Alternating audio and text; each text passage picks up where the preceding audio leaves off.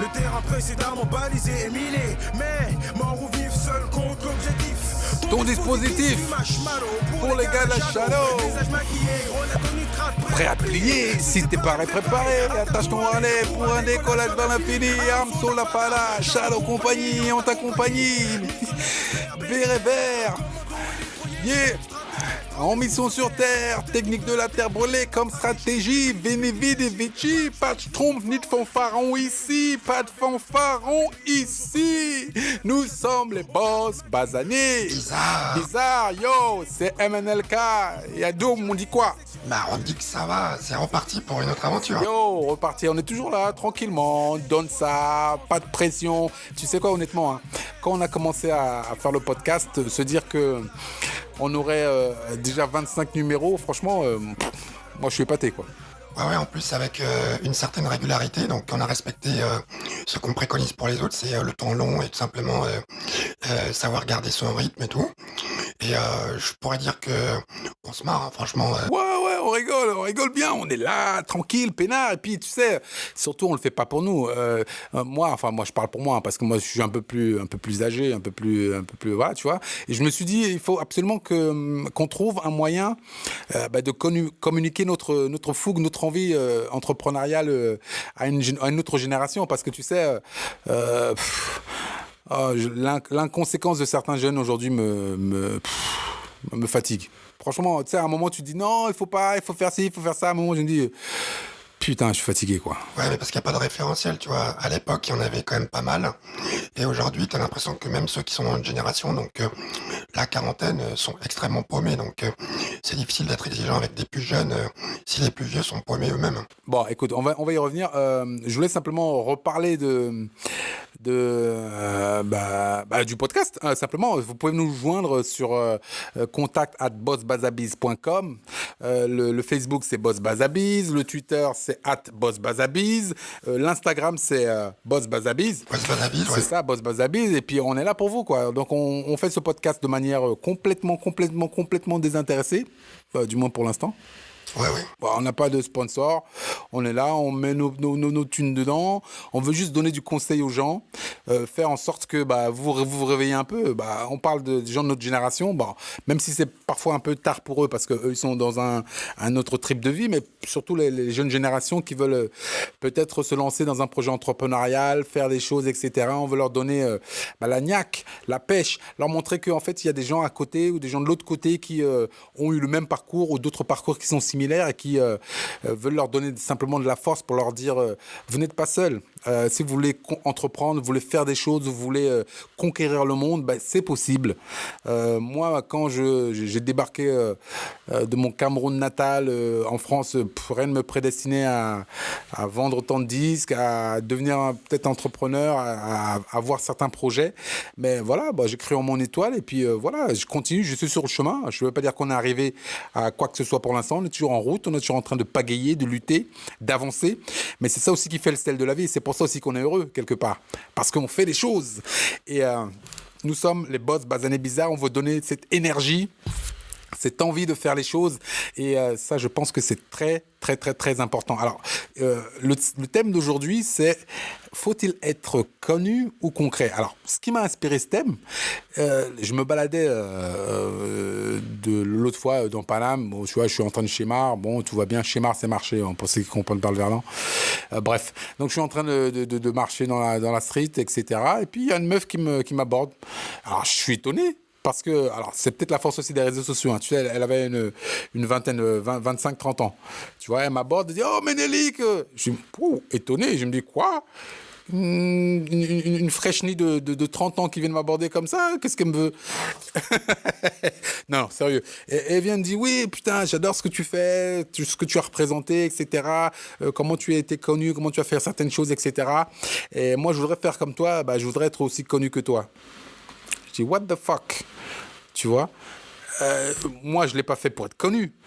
Je l'ai fait parce que j'avais quelque chose à dire. Je voulais exprimer quelque chose. J'avais quelque chose au fond de moi qui bouillonnait, qui me travaillait, qui me disait, putain, il faut absolument que je puisse exprimer et que je mette Bobigny sur la carte. C'était mon but, quoi, tu vois.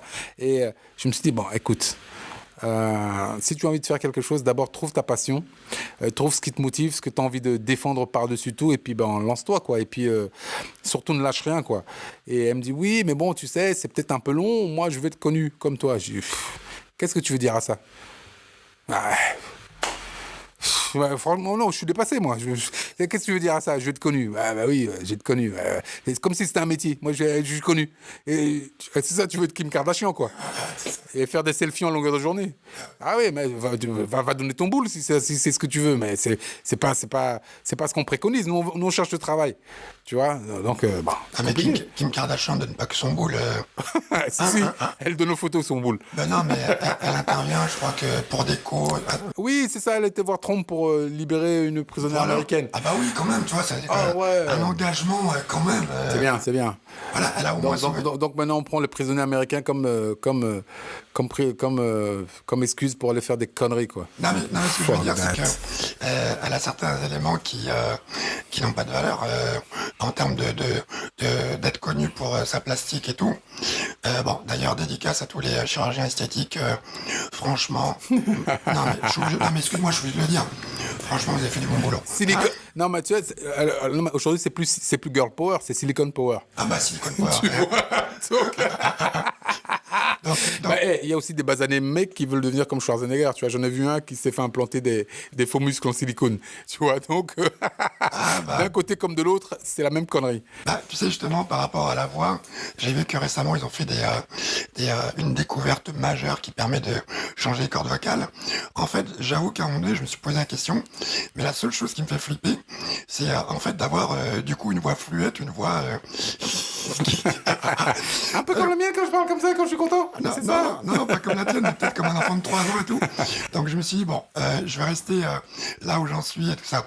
Non mais blague à part, en tout cas, le problème c'est qu'aujourd'hui, être connu, être à la télé, c'est vraiment la chose ultime. Et si on reprend un peu la carrière que tu as fait, notamment dans tout ce qui a été le rap à la base, effectivement, ça a été fait par des personnes qui avaient quelque chose à dire, qui avaient des revendications, qui avaient une valeur.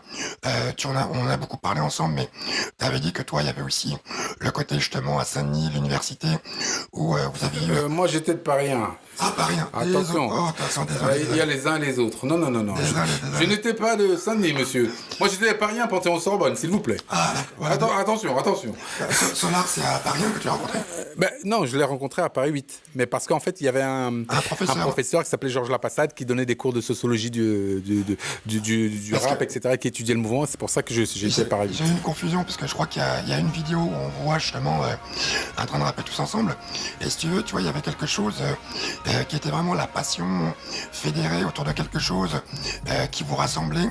Et je pense que ça, c'était vraiment un truc important.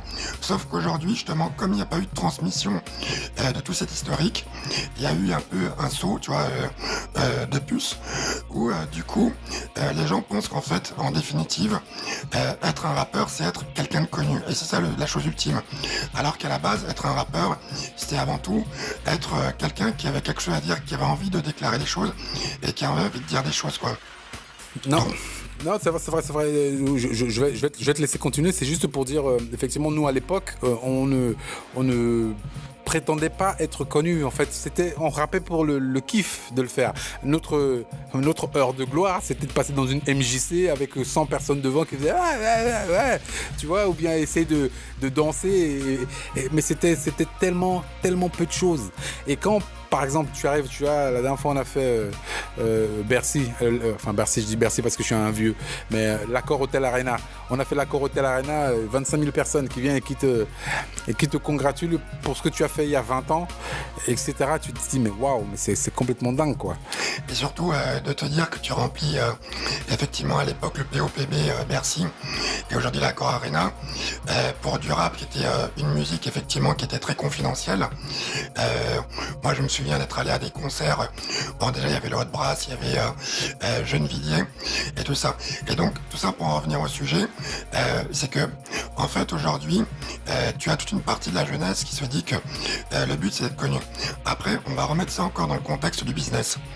Si tu passes à la télé pour être connu et qu'en fait, tu n'apportes rien à part ta plastique, c'est que tu risques de te perdre en cours de route.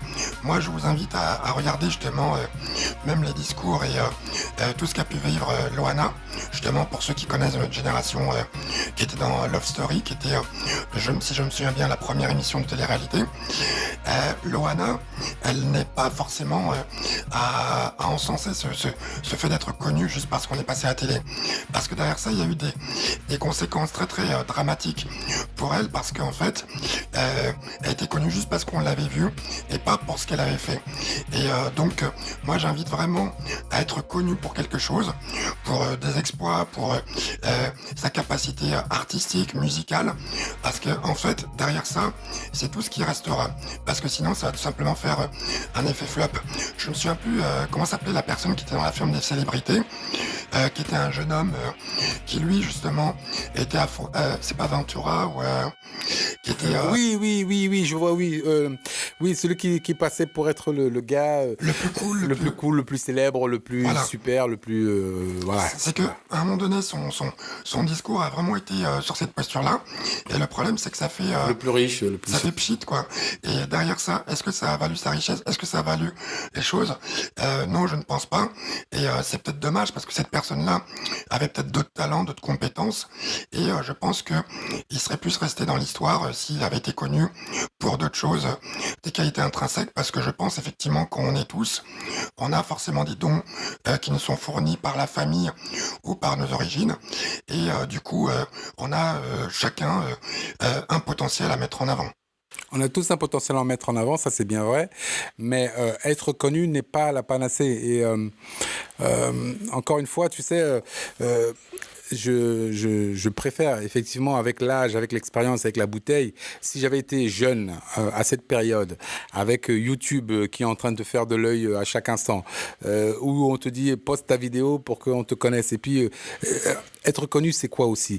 Je pense vaut mieux être concret, parce qu'en fait, on se rend compte que à l'heure actuelle, les gens cherchent à être connus, même dans le négatif. Or, nous, à notre période, j'en reviens encore à ça, vous allez dire que ouais, c'est un vieux con qui ne parle que de son passé. C'est pas du tout ça. C'est que simplement, je veux dire que nous étions en construction de quelque chose. Et quand tu as la construction de quelque chose, tu recherches toujours le meilleur ou l'excellence. Nous, on s'est construit en tant que rappeur français par rapport au rap américain. Donc, on essayait de construire quelque part une base à notre musique, à notre rap français. Donc, la base, c'était de se dire, qu'est-ce qui démarque le rap français du rap américain? C'est la lettre, c'est le texte. Donc, on va essayer de privilégier le texte, même si ce n'était pas une réflexion forcément réfléchie. Mais dans l'inconscient collectif, il fallait que la compétition se base sur la manière d'écrire, la manière de rapper et la manière d'intonner ces textes. Donc, en fait, on a été connus parce qu'on a cherché quelque part à nous différencier, à être bizarre, comme les boss basanés bizarres, à être différents. Et c'est cette différence qui a fait qu'on a été remarqué et on a été quelque part connu. Si moi je te m'étais dit au début, je vais devenir célèbre.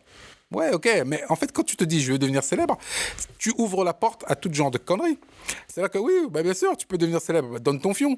Ouais, bah bien sûr, tu peux devenir célèbre, fais ci. Bah oui, tu veux devenir célèbre, fais ça, tu vois. Mais c'est pas ça le but de la manœuvre. Le but de la manœuvre, c'est quelle est ma passion et comment est-ce que je peux être encore meilleur dans cette passion pour susciter de l'envie et de l'attention chez les gens. C'est tout. Donc, en fait, être connu, oui, mais d'abord, faire quelque chose de concret, de qualitatif, parce que ça, c'est vraiment ce qui reste au final. Ah, là, je regardais, j'avais une citation de DiCaprio. DiCaprio, tout le monde le connaît. Et il dit, si vous n'êtes pas bien entouré, la notoriété peut être destructrice. Après, je mets juste une d'Andy Warhol, juste pour aller dans le sens. La notoriété, c'est comme manger des cacahuètes. Quand on commence, on ne peut plus s'arrêter. Tout ça pour dire que, en fait, ce qui est important, c'est tout simplement la destination. Vous prenez la notoriété, parce que souvent je prends l'analogie de prendre la voiture et de faire un trajet. Et le trajet, si c'est Paris-Marseille, votre destination c'est Marseille. La notoriété, c'est comme si c'était le trajet. Alors que ce qui importe, c'est la destination. Et dans la destination, c'est le sujet central.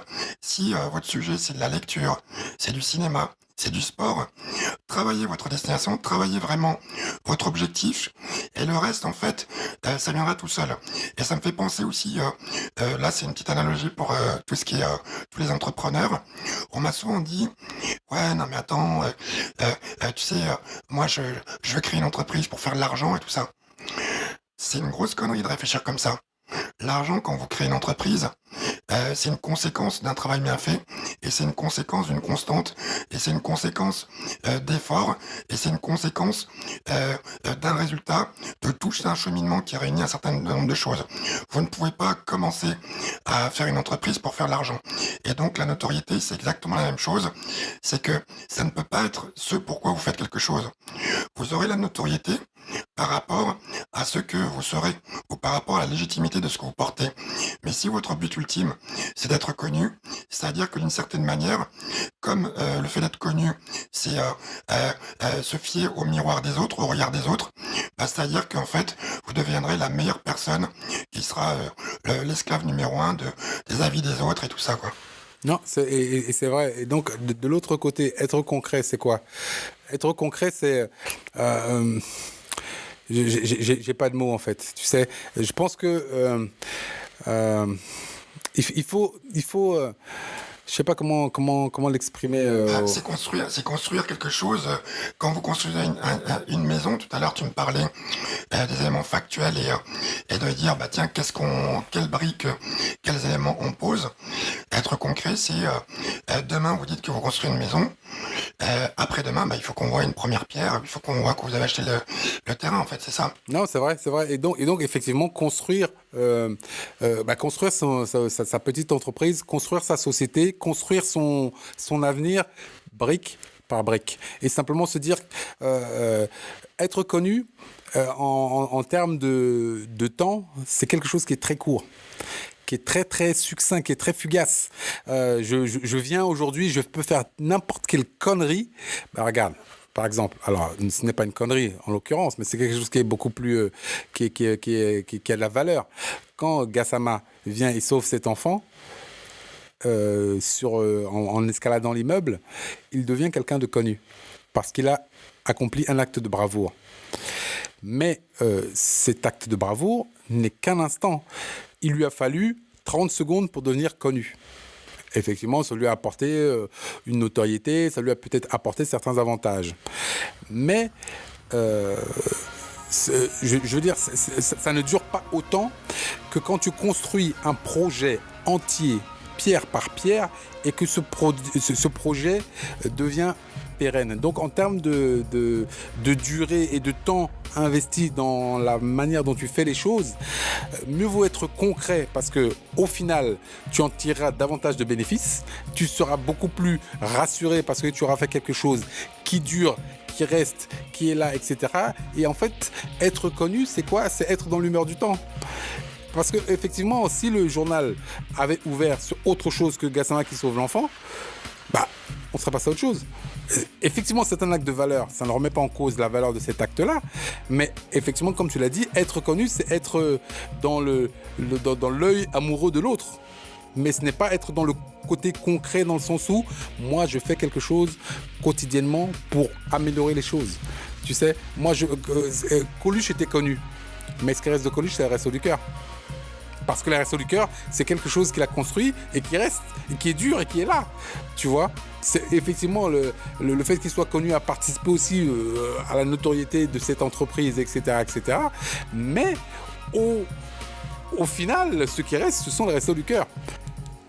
En fait, ce que tu dis, c'est qu'on peut être connu, mais il faut absolument y mettre quelque chose de factuel, de matériel, de concret autour de ça. D'autant plus, alors excuse-moi de te couper, d'autant plus que les générations maintenant, tu demandes à n'importe quel gosse qui est dans la rue qui est Coluche, on ne sait pas. Ouais, c'est Mais vrai. est-ce que tu connais le Resto du Cœur? Ah oui, c'est l'organisation qui fait. Donc en fait, construisez des organisations qui durent et qui vous perdurent et qui vous survivent. Parce que moi, tu sais, honnêtement, j'ai encore la chance, tu vois, la fille là qui m'a abordé, qui me disait ah Ménélique, c'est bien, etc. J'adorais ce que tu faisais, ou bien bref. Je veux trouver une entrée dans le showbiz. Donc je viens t'aborder et puis je te raconte n'importe quelle connerie. Soit. Mais encore, j'ai la chance, cette fille a 20 ans. Mais dans 30 ans, plus personne ne connaît. Minelik, qui? Il a fait quoi? C'est quoi? Non, mais ce qui restera, c'est quoi? Bah, si j'ai créé une entreprise, si j'ai créé de la valeur ajoutée qui va rester et qui va justement porter mon discours beaucoup plus loin. Et c'est ça qui compte. Donc, être concret, c'est vraiment faire quelque chose qui est grounded. Bah, un album, c'est quand même concret, parce que bon, si on dit que les droits d'auteur restent pendant 70 ans, c'est forcément, ça s'inscrit dans le temps, et tu auras forcément, ça, c'est aussi l'histoire des enfants, de ceux qui t'ont écouté.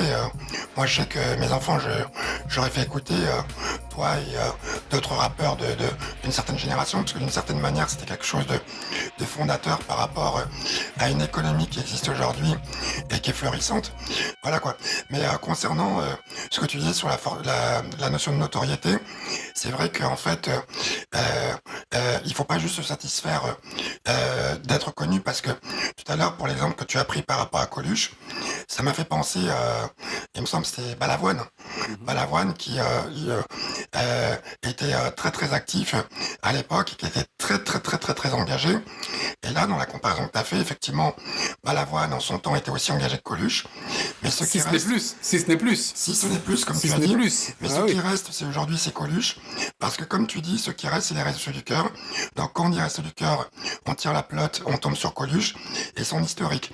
Et c'est vrai que si Balavoine avait une structure qui était aussi ancrée dans la société française que les Restos du Cœur, qui pour ceux qui connaissent pas, sont tout un réseau de solidarité pour donner à manger aux personnes dans le besoin, bah, c'est vrai que voilà, ça resterait autant que Coluche, quoi.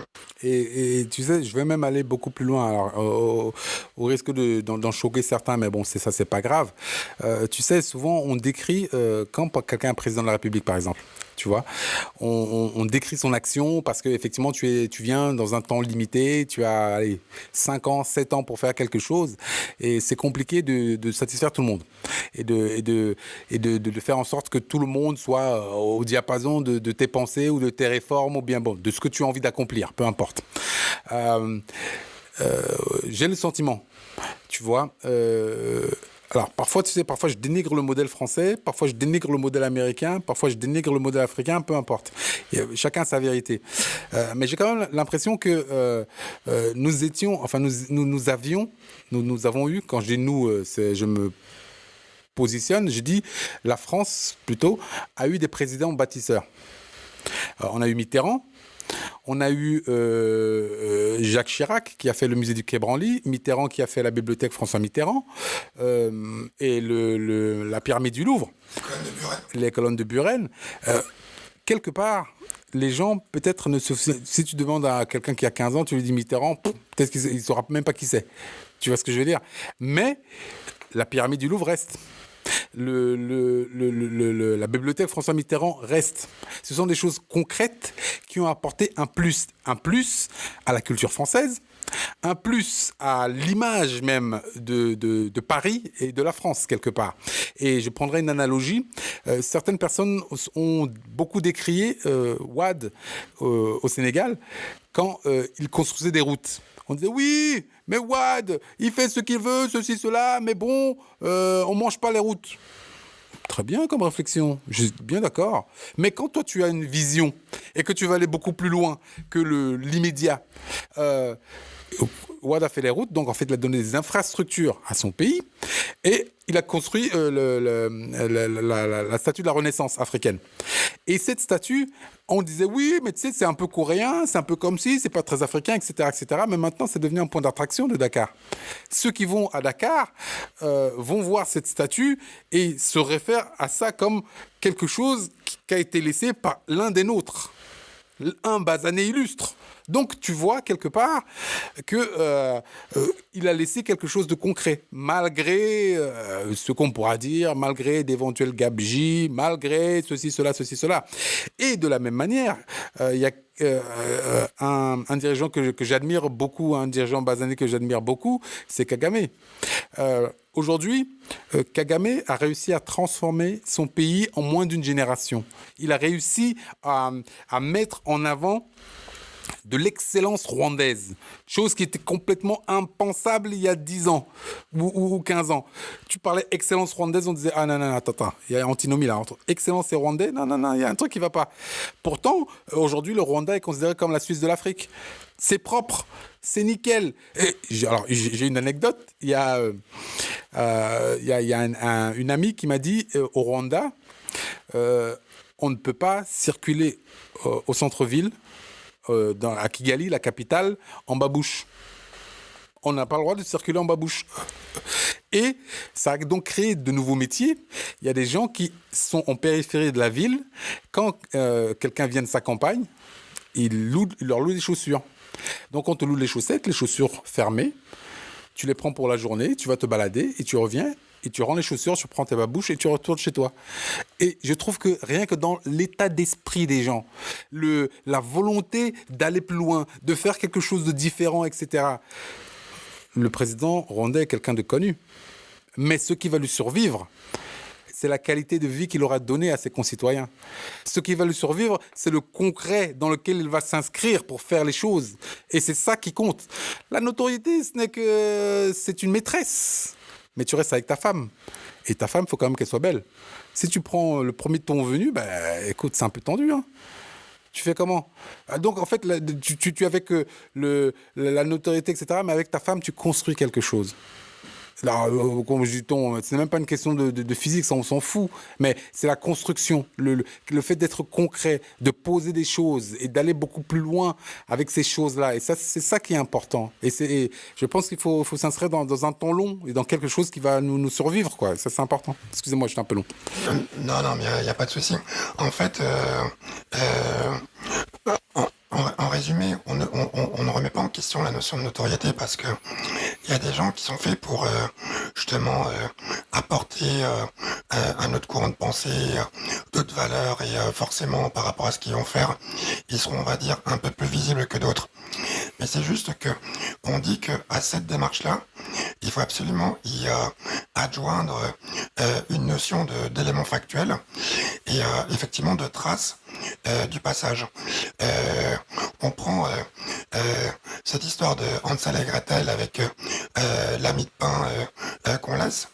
La mie de pain, si c'est votre notoriété, quand vous passerez, la mie de pain ne laisse absolument pas les traces de votre passage. Tout à l'heure, tu as parlé de la statue de l'indépendance à Dakar. Ça me fait tout de suite penser aujourd'hui aux pyramides d'ailleurs, où on dit qu'elles n'ont pas 3500 ans, peut-être même voire 10 000 ans d'existence ou 12 000 ans.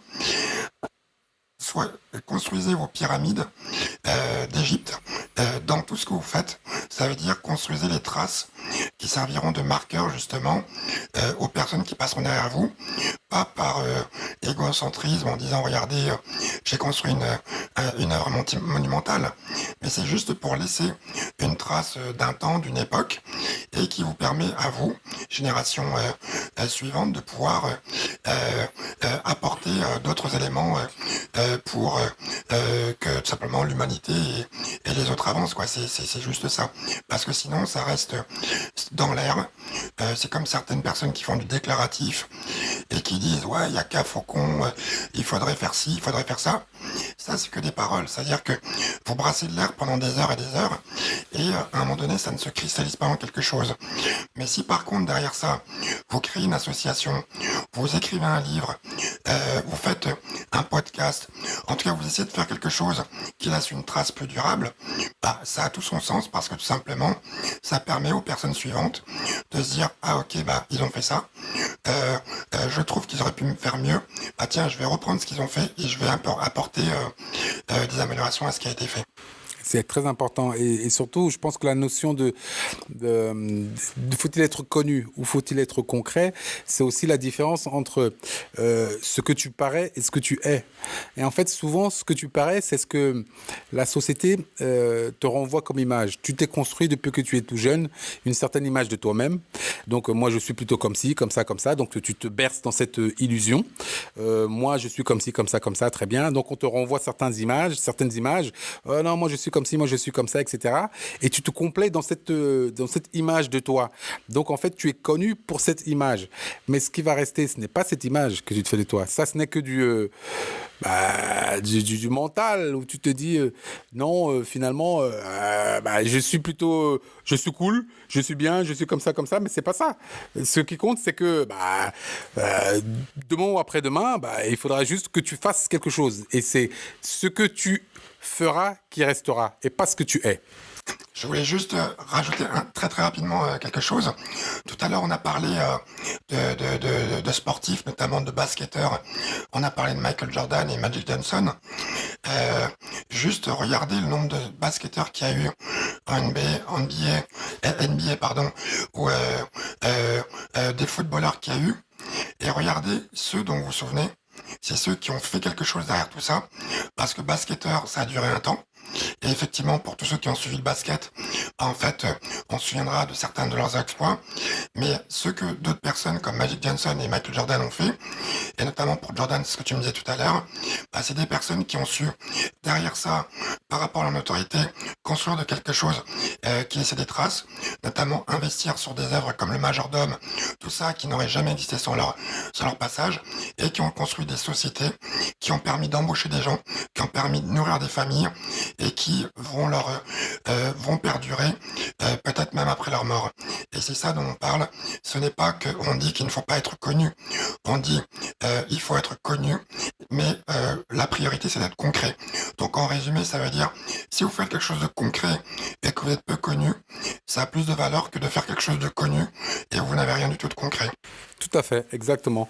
Et je voudrais juste donner un petit big up à un monsieur qui s'appelle Claudel Noubissi, qui a créé la Startup Academy au Cameroun, qui est vraiment une organisation superbe qui permet justement aux gens d'essayer de réussir quelque part son diplôme. Et je voudrais vraiment lui donner un gros big up. Il est médecin de formation, il a créé SOS Médecins au Cameroun, et maintenant il a la Startup Academy, qui est une organisation qui essaie de donner un peu de sens de l'entrepreneuriat à certaines personnes qui ne l'ont pas, et d'essayer de cesser de nous faire croire que la panacée c'est le diplôme, qu'on ne réussira que parce qu'on a des diplômes, et que en fait tout doit passer forcément par le diplôme. Je pense que nous avons tous des âmes d'entrepreneurs, il faut trouver juste sa voie, sa passion, et puis essayer de faire la meilleure chose possible avec envie, avec grinta, sans rien lâcher, etc. Et que ce n'est que de cette manière qu'on deviendra ce qu'on doit devenir. C'était une petite citation de Claudel Novici, parce que tu m'as fait écouter. Il dit le Cameroun est mon quartier et l'Afrique est mon pays. Et j'aimerais juste dire que j'ai entendu le message et que je valide à 100%. Le Cameroun est son pays, le Cameroun est son quartier, l'Afrique est son pays. Moi, le Tchad est mon quartier et l'Afrique est mon pays. Yeah yo, message à tous les basanés, soyez prêts, donc sortez de vos quartiers, allez conquérir votre pays, et surtout écoutez le podcast, ça s'appelle Boss Basané Bizarre, c'était Adoum. MNLK. On est là, représente, tu sais, non? Oui. Yeah yo. Merci. Les gars de la Shadow, on perd dans le maquis. Combinaison kaki de rigueur. Harakiri pour code d'honneur. Code rouge blanc, c'est comme Charlie. La section s'organise, puis se subdivise. Les hommes fantômes disparaissent, puis réapparaissent. Les dépenses, les ailes transpercent. La défense adverse. Ton dispositif fume à Shimano. Pour les gars de la Halo.